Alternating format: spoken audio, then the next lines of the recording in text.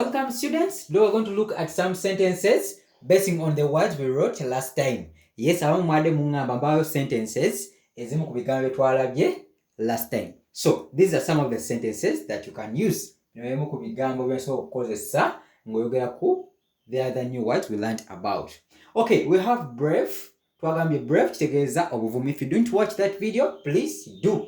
Brave, you can say you are brave. You are brave. In Luganda tugamba gwe oli muvumu oba oli ayinza okugamba oli muvumu. So because of you are brave, gwe oli muvumu. You are brave. Laziness. Don't be lazy. Someone can tell you, please don't be lazy. Mu Luganda agenda kugamba toba mugayavu. So laziness is obugayavu. So don't be lazy. Toba mugayavu. Excellent. Quick. We say quick kitegeeza obwangu. So you should be quick. You can tell someone you should be quick.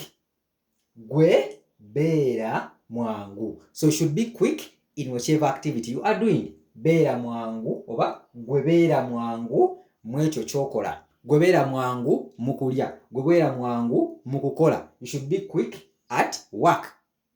Excellent. The last one was quiet. And you can say, can you be quiet? So they're shouting for you. You're going to say, can you be quiet? Osobola okusirika? Can you be quiet? Osobola okusirika? Okay, those were the sentences. Bye bye. Whatever.